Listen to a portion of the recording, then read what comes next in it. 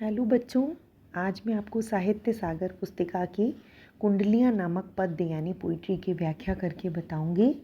इसके जो रचयिता हैं, इसको रचने वाले जो हैं, इसके कवि जो हैं वो गिरिधर कविराय हैं। तो मैं ये चाहती हूँ बेटा कि जब मैं आपको ये पढ़ाऊँ तब उस समय आप प्लीज़ ये ध्यान रखें कि जिस समय के ये गिरिधर कविराय जी ने ये सब कुंडलियाँ लिखी हैं वो बहुत प्राचीन समय की बात है। तो उस संदर्भ को, उस कॉन्टेक्स्ट को आपको हमेशा ध्यान में रखना पड़ेगा, तभी आपको ये कुंडलियाँ बहुत आसानी से समझ में आएंगी। देखिए, गिरधर कविराय जी का जन्म जो है वो 1770 यानी 1770 संवत में मेंशन्ड है। तो ये समझिए कि बहुत पुराने समय का ये लिखी गई हैं कुंडलियाँ। तो चलिए अब और टाइम वेस्ट नहीं करते हैं, इसको शुरू करते हैं। तो इस जो पहली कुंडली है उसमें गिरिधर कविराय जी जो हैं वो लाठी यानी जो एक स्टिक, आप जो आपने कभी कभी देखी होगी, जो वॉचमैन होते हैं या पुलिसमैन होते हैं उनके हाथ में होती है, तो उसको लाठी कहते हैं। तो उसके क्या क्या गुण हैं, उसके क्या फ़ायदे हैं, उसको इसमें इन्होंने मेंशन किया है। तो कहते हैं कि लाठी में गुण बहुत हैं, सदा राखिए संग, गहरी नदी नारी जहाँ तहाँ बचावे अंग। तहाँ बचावे अंग झपटी कुत्ता का हमारे, दुश्मन दावागीर हो तिन्हु को झारे। कह गिरधर कविराय सुनो हो धूर की बाठी, सब है हथियारन छोड़ हाथ माँ लीजे लाठी। इसमें ये लाठी के गुणों की का बखान कर रहे हैं। तो वो कह रहे हैं कि लाठी में गुण बहुत हैं। गिरधर कविराय जी कह रहे हैं कि लाठी जो है वो बहुत महत्व की चीज़ है, इसको हमेशा अपने पास रखना चाहिए। तो बेटा ये किसके लिए मेंशन कर रहे हैं, जब आपको ये ध्यान में रखना पड़ेगा कि जिस समय ये कुंडलियाँ लिखी गई थी वो ऐसा समय था जब आजकल तो जैसे इतनी मोड ऑफ ट्रांसपोर्टेशंस हैं, कार हैं, बसेस हैं, एरोप्लेन्स हैं, उस वक़्त कुछ नहीं चलता था। उस समय जो या अगर किसी को यात्रा करनी होती थी तो वो पैदल यात्रा करनी होती थी। और पैदल यात्रा करने का अर्थ आप समझ रहे हैं कि कितनी लंबी लंबी दूरी तय करनी पड़ती थी, है ना। तो रास्ते में बहुत सारी परेशानियों का, बड़ी विपदाओं का सामना भी करना पड़ता था। तो इसमें ऐसे में वो लाठी आपके किस किस रूप में काम आ सकती है, तो उसके बारे में ये बता रहे हैं। तो कह रहे हैं कि लाठी जो है ये बहुत महत्वपूर्ण चीज़ है, इसको किसी को भी यात्रा करते समय अपने साथ में रखना चाहिए। क्यों रखना चाहिए? गहरी नदी नारी जहाँ, अगर कहीं पर आपको गहरी नदी मिलती है तो गहरी नदी में लाठी जो है वो आपकी सहायता कर सकती है उसको पार करने में। देखिए, अगर आप डायरेक्ट ऐसे किसी भी नदी में या नाले में किसी ऐसी चीज़ में डायरेक्ट स्टेप इन करते हैं तो आपके डूबने का पूरा पूरा चांस होता है। और अगर आपके हाथ में लंबी लाठी है तो आप क्या कर सकते हैं कि उस लाठी को पहले आप पानी में टिकाएंगे, जिससे कि आपको पानी की गहराई का अंदाज़ा हो जाएगा। तो उसी के अकॉर्डिंग आप जो है अपना जो भी आपको नेक्स्ट आपका की स्ट्रेटेजी है वो किस तरह से पार करनी है वो आप तय कर सकेंगे। और दूसरा, गहरी नदी नारी जहाँ, नारी का मतलब बेटा यहाँ पे लेडी नहीं है, नारी का मतलब है नाली। अगर आपने ड्रेन्स आप समझते हैं, नाली तो आई थिंक सभी बच्चे समझते होंगे। तो गहरी नदी नारी जहाँ तहाँ बचावे अंग।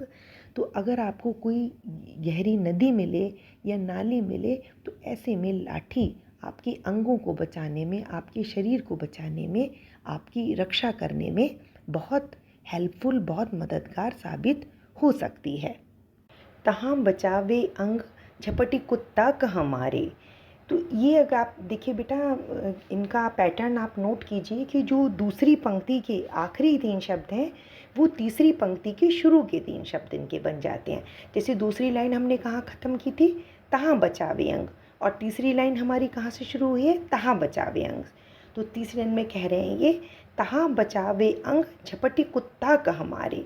ये कहाँ कहाँ आपके शरीर की रक्षा कर सकती है कि अगर मान लीजिए आपको रास्ते में कोई कुत्ता मिल जाता है और वो आप पर हमला करता है, आप पे आक्रमण करता है, आप पे अटैक करता है, तो इस लाठी का प्रयोग करके आप उससे भी अपनी रक्षा कर सकते हैं।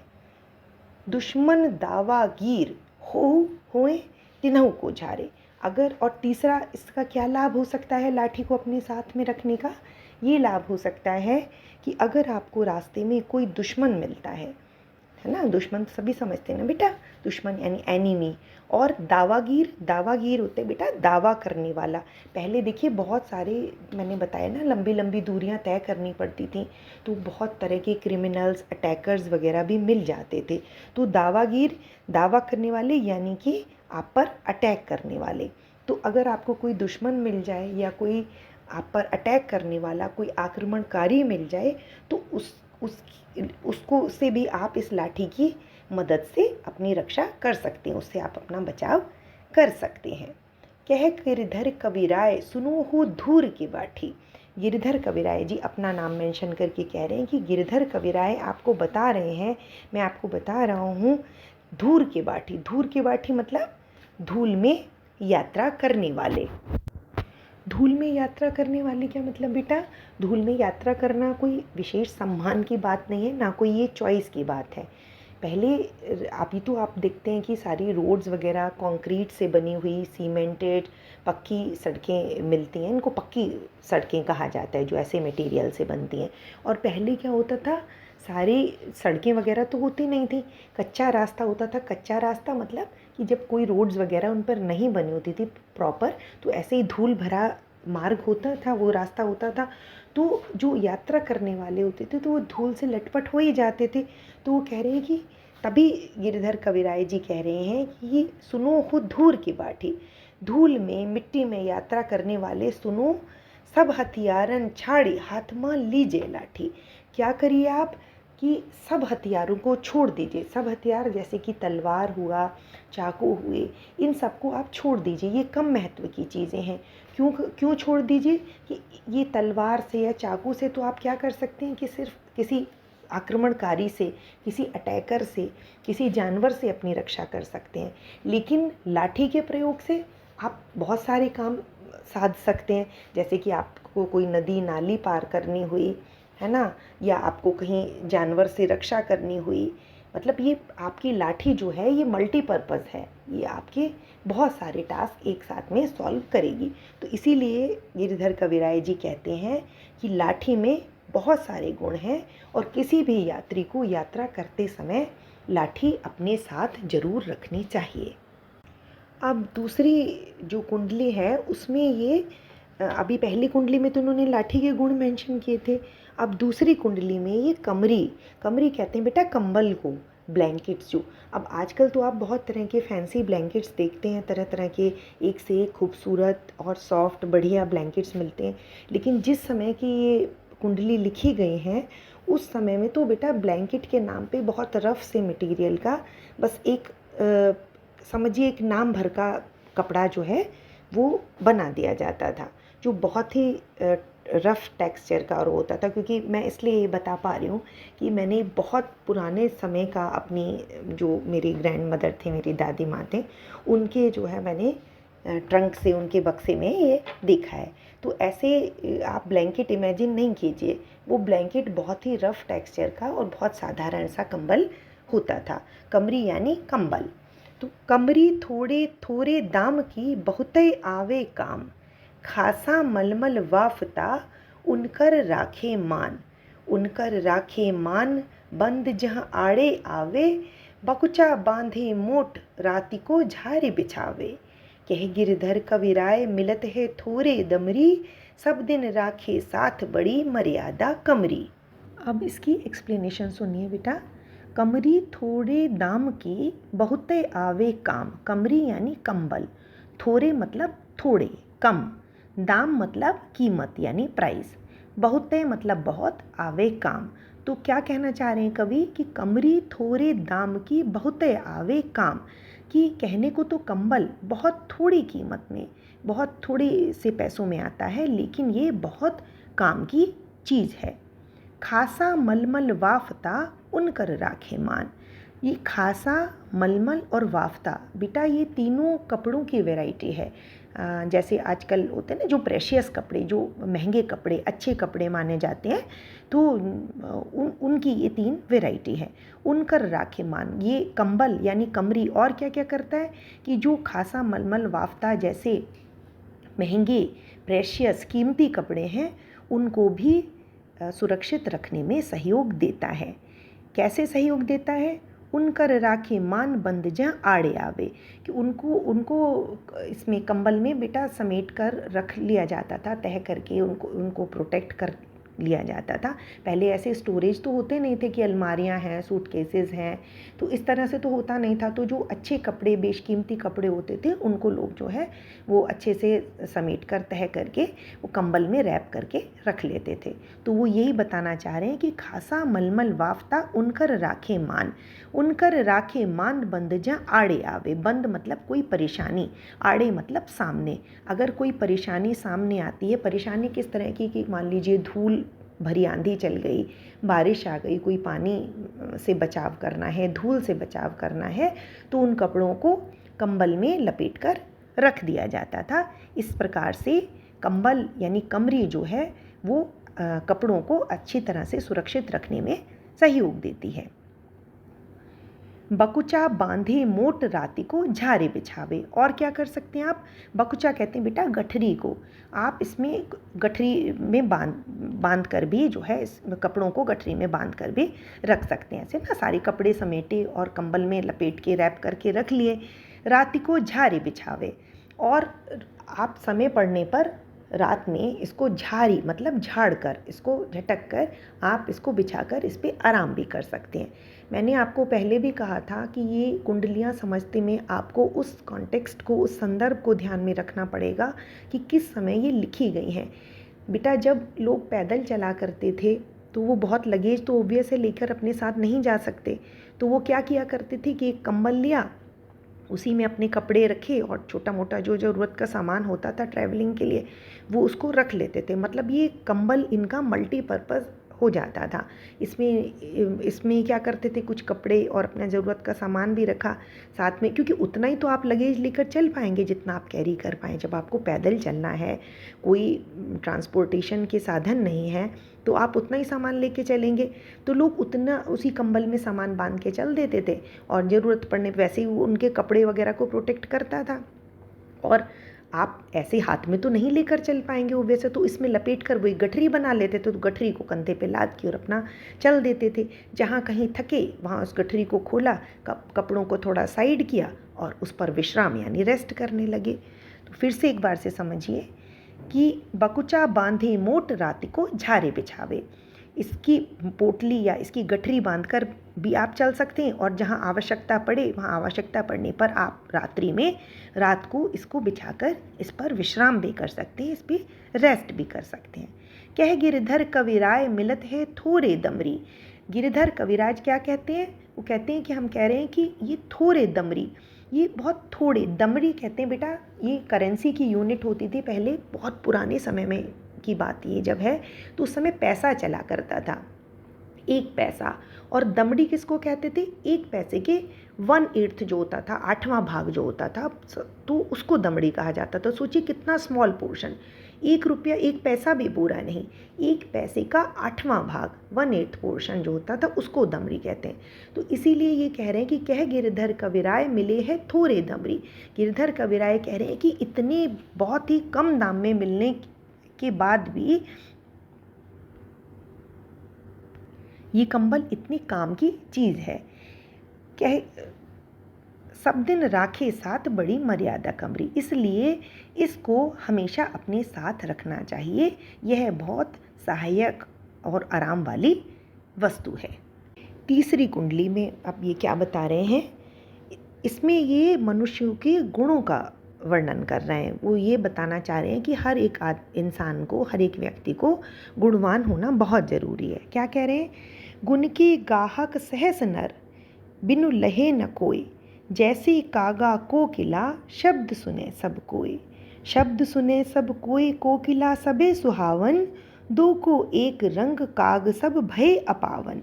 कह गिरधर कविराय सुनो हो ठाकुर मन के, बिन गुण लहे न कोई सहस नर गाहक गुण के।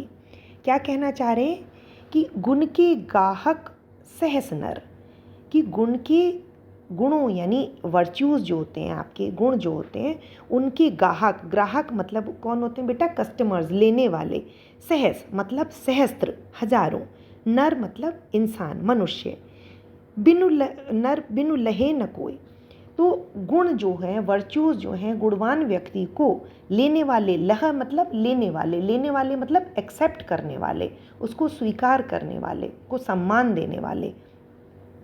तो गुणों को सम्मान देने वाले तो सहस्त्रों व्यक्ति मिल जाएंगे आपको, हजारों व्यक्ति मिल जाएंगे, लेकिन बिना गुण के आपकी कहीं भी संसार में कोई भी पूछ नहीं है, कोई भी आपकी वैल्यू नहीं है। आप इसको ये आगे उदाहरण से, एक एग्जाम्पल से इसको ये और क्लैरिफाई कर रहे हैं कि जैसे कागा कोकिला, कागा मतलब कौआ यानी क्रो, और कोयल कोकिला मतलब कोयल। जैसे कागा कोकिला शब्द सुने सब कोई, कि जैसे कौआ और कोयल, जैसे बाहरी तौर से तो ये देखने में बेटा देखो बिल्कुल सिमिलर होते हैं, है ना, काले काले दोनों होते हैं, लेकिन इनके जब दोनों शब्द सुनते हैं सब लोग, तो क्या फाइनली होता है, शब्द सुने सब कोई कोकिला सबे सुहावन। जब तक मुंह बंद रखते हैं, फिजिकल अपीयरेंस तो दोनों का सेम है, लेकिन अब बात आती है गुणों की। जब ये अपना बोलना शुरू करते हैं, अपने शब्द सुनाते हैं, तो कोकिला सबे सुहावन, कोकिला यानी कोयल जो है वो सबको, सबे मतलब सबको, सुहावन मतलब सुहाती है, अच्छी लगती है। दो को एक रंग काग सब भय अपावन, कहने को तो दोनों का रंग एक है, दोनों की फिजिकल अपीयरेंस एक है, लेकिन काग यानी कौआ सब भय अपावन, वो सबको अपावन, अपवित्र, अनऑस्पिशियस लगता है। क्यों लगता है? क्योंकि देखिए कोयल की तो कितनी मीठी ध्वनि होती है, कभी आप नोटिस कीजिए कि अचानक कभी कानों में कोयल की आवाज़ अचानक आने लगती है, तो अगर मन में कुछ उदासी, कुछ खिन्नता भी होती है, तो वो एकदम मन में जैसे खुशी सी, एक प्रफुल्लता सी आ जाती है, इतनी मीठी मीठी सी आवाज़ उसकी सुन के।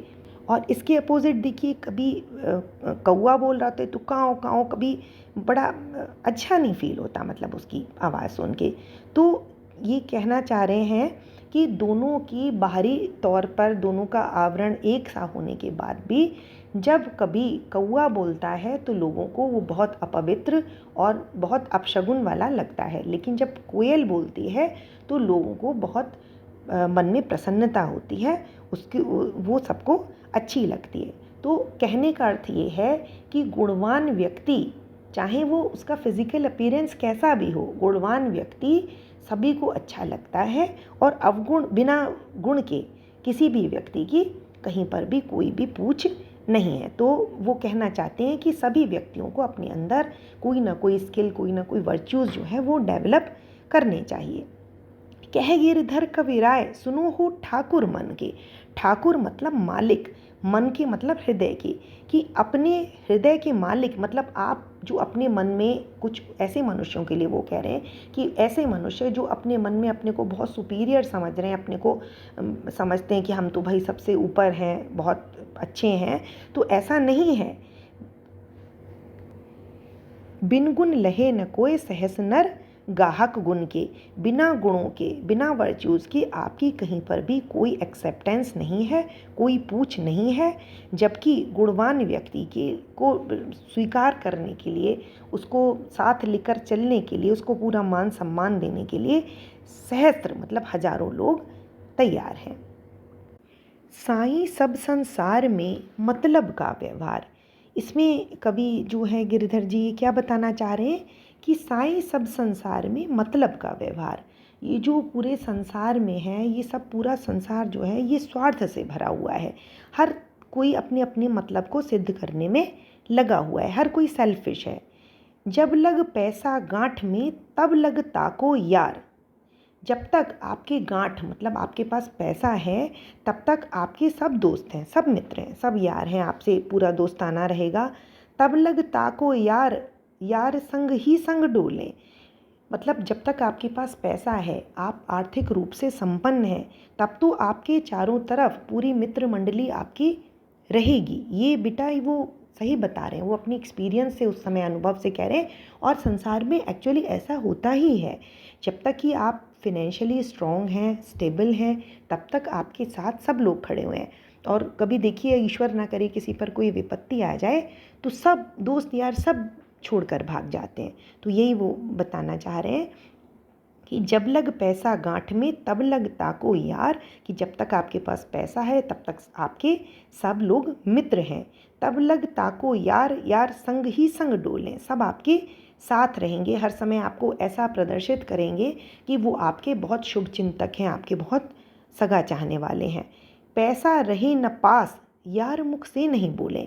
और अगर आपके पास कभी पैसा नहीं रहता है, आप आर्थिक रूप से संपन्न नहीं रहते हैं, निर्धन हो जाते हैं, तो वो मित्र, यार मतलब दोस्त, वो दोस्त जो आपके हर वक्त संगी संग लगे घूमते थे, आपको हर तरह से ये आपको अनुभव कराते थे कि हम आपके साथ हैं, वो आपसे मुंह से भी बोलेंगे नहीं, आपसे बात तक करना पसंद नहीं करेंगे। कह गिरधर कविराय जगत यही लेखा भाई। गिरधर कविराय कहते हैं कि जगत यानी संसार का लेखा मतलब यही नियम है। क्या नियम है? कि जब तक आप लोग बने हैं, आप लोग संपन्न हैं, तब तक सब आपके साथ हैं। अगर किसी दिन आपको परेशानी का या आर्थिक अक्षमता का उसका मुंह देखना पड़ जाता है तो कोई आपके साथ नहीं है, कोई आपका मित्र नहीं है। कहत बेगर्जी प्रीति यार बिरला कोई साईं। वो कहते हैं कि जगत का यही नियम है। अगर आप संपन्न हैं तो सब कोई आपसे प्रेम करेंगे। बेगर्जी मतलब बेटा बिना गरज के कहते हैं, यानी बिना फ़ायदे के, बिना फ़ायदे का प्रेम। बिरला मतलब शायद ही कोई। इस संसार का यही नियम है, यही लेखा जोखा है कि बिना फ़ायदे का प्रेम करने वाला आपको कोई बिरला, कोई इक्का दुक्का, कोई एकाध ही, शायद ही कोई आपको मिलेगा। 5वीं कुंडली में ये क्या बता रहे हैं कि छाह रहिए लटपट काट दिन बरु घाम माँ सोए। लटपट मतलब बेटा किसी प्रकार, बरु मतलब भले ही, घामे मतलब धूप में, कि भले ही आप धूप में किसी भी प्रकार सुख से या परेशान होते हुए अपने दिन काट लीजिए, लेकिन क्या ना करिए, छाह न बाकी बैठिए जो तरु पतरो होए। पतरो मतलब पतला, ऐसे तरु मतलब वृक्ष, ऐसे वृक्ष की छाया में कभी भी मत बैठिए जो वृक्ष पतला हो। तो कहने का क्या अर्थ है? तरु से वो वृक्ष के से उदाहरण देते हुए ये समझा रहे हैं। उनका कहने का मतलब ये है कि जो व्यक्ति, जो इंसान मोरली बहुत स्ट्रॉन्ग नहीं है, मतलब इसमें वो फिनेंशियली स्टेटस की बात नहीं कर रहे हैं बेटा कि कोई आप अमीर आदमी हो वही समझिए आपको ज़्यादा प्रोटेक्ट कर पाएगा, ऐसा नहीं है। वो कहना ये चाह रहे हैं कि आप जो स्ट्रॉन्ग नहीं हैं, लोग जो वैल्यूज़ वाले लोग नहीं हैं, उनसे ज़्यादा आप मित्रवत व्यवहार मत कीजिए, उनकी पैट्रनेज, उनकी छत्र छाया में मत आइए। क्यों नहीं आइए? जो तरु पतारे होए एक दिन धोखा दे हैं। जो तरु जो है वो पतले होंगे, वो एक दिन आपको ज़रूर धोखा देंगे, आपको चीट करेंगे। कैसे चीट करेंगे? जा दिन बहे बयारी, बयारी कहते हैं हवा को, टूट तब जड़ से जय हैं। जिस दिन भी अगर तेज़ हवा आई तो वो जड़ से टूट जाएंगे। मतलब अगर किसी भी दिन कोई ऐसी बड़ी विपदा आई, कोई बड़ी परेशानी आई, तो ये जो पतले वृक्ष हैं, जो मोरली बहुत स्ट्रॉन्ग नहीं हैं, जो बहुत वैल्यू वाले लोग नहीं हैं, ये अपनी बात पे कभी भी टिक नहीं पाएंगे। जो पतले वृक्ष हैं वो तेज़ हवा के चलने पर जिस प्रकार से जड़ से टूट जाते हैं, उसी तरह से ये मॉरली जो स्ट्रॉन्ग लोग नहीं हैं, वैल्यू वाले लोग नहीं हैं, ये कभी भी आपको तो कोई भी किसी भी तरह का प्रोटेक्शन, किसी भी तरह का कोई आपको सहयोग नहीं दे पाएंगे। कह गिरधर कविराय छाह मोटे की गहिए। क्या कह रहे हैं गिरधर कविराय? कि मोटे मोटे वृक्ष की छाया में आपको हमेशा रहना है, ऐसे लोगों की छत्र छाया स्वीकार करनी है, ऐसे लोगों का पैट्रनेज स्वीकार करना है जो वैल्यूज़ वाले लोग हैं, है ना। तो क्यों ऐसा करने के लिए वो बोल रहे हैं कि पात सब झरी जाए तरु छाया में रहिए। कि अगर कभी ऐसी सरकमस्टांसेस आती हैं, ऐसी स्थिति बनती है कि बहुत तेज़ हवा चले, तो तेज़ हवा चलने की स्थिति में क्या होगा? पतला वृक्ष जो है वो खुद को सस्टेन नहीं कर पाएगा, वो जड़ से उखड़ जाएगा।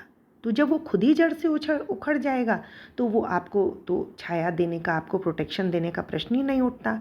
और इसके विपरीत, इसके अपोजिट, जो मोटा वृक्ष है, जो मोटा तरु है, अगर उसकी सारी पत्तियां झड़ भी जाएंगी तब पे भी आपको उस वृक्ष की कुछ ना कुछ छाया तो मिलेगी। मतलब जो मोरली स्ट्रॉन्ग व्यक्ति है, अगर आपने उसका साथ पकड़ा है, उसकी आप छत्र छाया में हैं, तो कितनी भी विपरीत परिस्थिति क्यों ना आए, वो कुछ ना कुछ आपको सहयोग जरूर करेगा, आपके काम जरूर आएगा। नेक्स्ट कुंडली में वो क्या बता रहे हैं कि पानी बाढ़े नाव में, घर में बाढ़े दाम, दो हाथ उलीचिए यही सयानो काम। वो कहना चाह रहे हैं कि यदि नाव में पानी बढ़ जाता है, भर जाता है, तो उसको क्या करना पड़ता है? दोनों हाथ से उलीचना पड़ता है। बेटा दोनों हाथों की को एक शेप देके, जिसको अंजलि कहते हैं, दोनों हाथों की हथेलियों को, पाम्स को मिला के, तो उससे पानी को भर भर के नाव से बाहर निकालना पड़ता है। अगर आप नहीं निकालेंगे तो क्या स्थिति बनेगी? नाव आपकी डूब जाएगी। तो इसी तरह से जैसे नाव में बहुत ज़्यादा अगर पानी भर जाता है तो उसको दोनों हाथ से उलीचना पड़ता है, बाहर निकालना पड़ता है। इसी तरह से घर में बाढ़े दाम, अगर घर में रुपए पैसे की ज़्यादा आवक हो जाती है, ज़्यादा पैसा बढ़ जाता है, आप आर्थिक रूप से ज़्यादा संपन्न हो जाते हैं, तो आपको घर से भी पैसा थोड़ा निकालना चाहिए। निकालना कैसे चाहिए? आपको दान धर्म करना चाहिए, है ना, पुण्य के कार्यों में उसको लगाना चाहिए। नहीं लगाएंगे तो जैसे नाव डूब जाती है, ऐसे आपके घर का भी कुछ ना कुछ अनिष्ट, कुछ ना कुछ विनाश होगा। क्योंकि बेटा देखिए, अति तो हर चीज़ की खराब होती है। अगर अति का पैसा, इतना पैसा हो गया आपके पास, इतने आप संपन्न हो गए, तो वो भी कहीं ना कहीं किसी तरह से दुर्गुणों को जन्म देता है, परेशानियों को जन्म देता है ना। दो हाथ उलीचिए यही सयानो काम। सयाने मतलब जो बुद्धिमान व्यक्ति होते हैं, उनका यही काम है। क्या काम है? कि यदि नाव में पानी भर जाए तो उसको भी दोनों हाथ से बाहर निकालना है, और घर में भी अगर अधिक धन की आवक हो जाती है, ज़्यादा धन आने लगता है, तो उसको भी दोनों हाथ से बाहर निकालना है। पर स्वार्थ की काज, सॉरी एक लाइन मिस हो गई बेटा, नहीं, पर स्वार्थ के काज शीश आगे धर दीजिए। पर स्वार्थ के काज मतलब दूसरों के आप अगर काम आ सकते हैं, दूसरों के स्वार्थ की सिद्धि के लिए, दूसरों के किसी काम को पूर्ण करने के लिए, अगर आपको अपना शीश भी आगे रखना पड़े, तो आप ऐसा करने में बिल्कुल भी संकोच मत कीजिए। कहने का अर्थ ये है कि अगर आप किसी भी रूप में किसी के कोई भी किसी तरह से काम आ सकते हैं, तो इसमें आपको बिल्कुल भी संकोच करने की आवश्यकता नहीं है। कह गिरधर कविराय बड़ेन की यही बानी। ये बड़ेन मतलब बड़े व्यक्ति, जो हमारे बड़े बुजुर्ग रह चुके हैं, उनकी यही, उन्होंने हमसे कहा है, यही बानी बोली है, यही हमको बताया है कि चलिए चाल सुचाल राखिए अपना पानी। उन्होंने क्या बताया है कि अपनी चाल, जो आपका जो कैरेक्टर है, आपका चाल चलन है, उसको आप सुचाल रखिए, उसको संयमित रखिए, उसको अच्छा बना के रखिए, राखिए अपना पानी। अपना पानी मतलब कि आपको, पानी का अर्थ है मतलब बेटा आपको अपनी लज्जा, अपनी मर्यादा को स्वयं बनाकर चलना है। मतलब अपनी प्रेस्टीज का, अपनी रेपुटेशन का खुद ही आपको ध्यान रखना है। उसकी अगली कुंडली में वो क्या बता रहे हैं कि राजा के दरबार में जैसे समय आ पाए। इसमें वो पुराने समय में लोगों को अच्छे लोगों के साथ उठने बैठने का क्या नियम है, क्या उस टाइम जैसे कहते हैं ना कि एटिकेट्स क्या हैं, वो सिखा रहे हैं। क्या सिखा रहे हैं कि राजा के दरबार में जैसे समय आ पाए, साईं तहाँ न बैठिए जहको दे पठाए।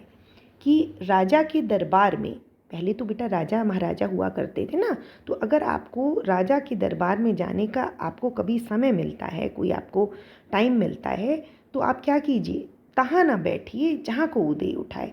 आपको वहाँ नहीं बैठना है जहाँ से आप ये एक्सपेक्ट कर रहे हैं कि आपको वहाँ से उठाया जा सकता है। मतलब आपको अपने स्टेटस का पूरा ध्यान रखना है, तो तभी आपकी जो प्रेस्टीज है उसको आप अपनी मर्यादा को आप बचा के रख पाएंगे। अदरवाइज़ क्या होगा, आप ऐसी जगह बैठ जाएंगे कि जहाँ से आपको और वो बड़े लोगों के लिए बैठने के लिए और आपको वहाँ से उठा दिया जाएगा तो आप इंसल्टेड फील करेंगे ना। तो आप खुद ही ऐसी जगह मत बैठिए। मतलब अगर आपको कभी ऐसा अवसर आता है कि आपको अपने स्तर से बहुत ऊंचे लोगों के साथ उठना बैठना पड़ जाए, तब भी आपको अपना थोड़ा स्टेटस का ध्यान रखना चाहिए। ऐसी जगह आपको नहीं बैठना है कि जहाँ से आप एक्सपेक्ट कर रहे हैं कि आपको उठा दिया जाएगा। साईं तहाँ न बैठिए जहाँ को दे उठाए, जहाँ को दे उठाए बोले अनबोले रहिए। और आपको क्या ध्यान रखना है कि आपको अनावश्यक रूप से बातचीत नहीं करनी है, आपको ज़्यादा नहीं बोलना है। कम बोलना बेटा हमेशा फ़ायदेमंद रहता है। आप ऐसी बात बोलिए, कम बोलिए लेकिन अच्छा बोलिए। ऐसा नहीं है कि आप कहीं भी कुछ भी बोलते चले जा रहे हैं। ज़्यादा बोलने से बेटा कभी कुछ ऐसे शब्द भी आपके मुंह से निकल सकते हैं कि जो आपको नहीं बोलने चाहिए, जो आपकी मर्यादा के विपरीत हो जाएंगे, आपके जो स्टेटस के, आपके व्यवहार के अनुकूल वो बात नहीं रहेगी। और क्या ध्यान रखना चाहिए, हंसिए नहीं हाहाए, बात पूछे ते कहिए। और आपको एकदम हाहा के, एकदम ठाका लगाकर जोर से नहीं हंसना है, बात पूछे ते कहिए। अगर कोई बात पूछे आपसे तो कहिए, नहीं तो मत बोलिए।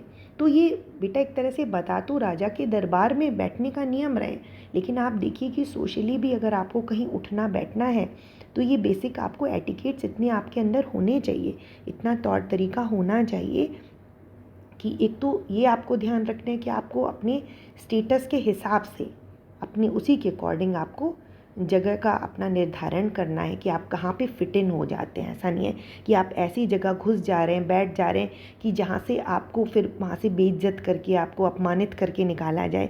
तो ऐसा नहीं करना है। अपने स्टेटस का ध्यान रखते हुए आपको ऐसे ही स्थान पर बैठना है जहाँ पर आप समझते हैं कि वो आपके बैठने के लिए उचित है, ठीक है। फिर उसके बाद में आपको उतना ही बोलना है कि जितना बोलना ज़रूरी है, बहुत ज़्यादा आपको नहीं बोलना है। और क्या करना है, हंसिए नहीं हाय, बात पूछे ते कहिए। ठहाका मारकर नहीं हंसना है। अगर कोई आपसे कोई बात पूछे तो बोलिए, अदरवाइज़ आप चुप रहिए, बहुत लिमिटेड बोलिए। इसके अलावा क्या करना है, कह गिरधर कविराय समय सो कीजे काजा। आपको टाइमलाइन का भी बहुत ध्यान रखना है। अति आतुर नहीं होए, बहुरी अन्न खाए हैं राजा। कि ऐसा नहीं है, आपको बहुत ज़्यादा, मतलब आपको पेशेंस का ध्यान रखना है। इम्पेशेंट नहीं होना है, आपको बहुत आतुर नहीं होना है। आतुर मतलब इम्पेशेंट आपको नहीं होना है कि भाई अरे जल्दी से बस हमारा काम हो जाए, हमारी बात सुन ली जाए, ऐसा नहीं होना चाहिए। समय आने पर सबकी बात सुनी जाती है, सबको अपनी बात कहने का मौका मिलता है। तो इसलिए आपको पूरे धीरज का परिचय देना है, पूरे धैर्य के साथ, पूरे पेशेंस के साथ आपको वहाँ पर बैठे रहना है। समय आने पर जो राजा हैं वो आपकी बात को खुद ही सुनेंगे। तो मतलब ऐसा है कि अगर आपको कहीं पर कोई काम निकलवाना है तो बेसिक रूल ये है कि आपको बहुत शोर शराबा नहीं मचाना है। आपको बहुत शांतिपूर्वक अपनी बात कह देनी है और अपनी बारी का, अपने टर्न आने का इंतज़ार करना चाहिए। बेटा मैं ये आशा करती हूँ कि आप लोगों को ये समझ में आया होगा, इसकी व्याख्या समझ में आई होगी। और अगर आप लोगों को कुछ भी डाउट्स हैं या कोई भी चीज़ नहीं समझ में आ रही है तो इसके लिए मैं एक अलग सी वीडियो लेकर आऊँगी जिसमें इससे संबंधित प्रश्न उत्तर और शब्दों के अर्थ मैं मेंशन करूँगी।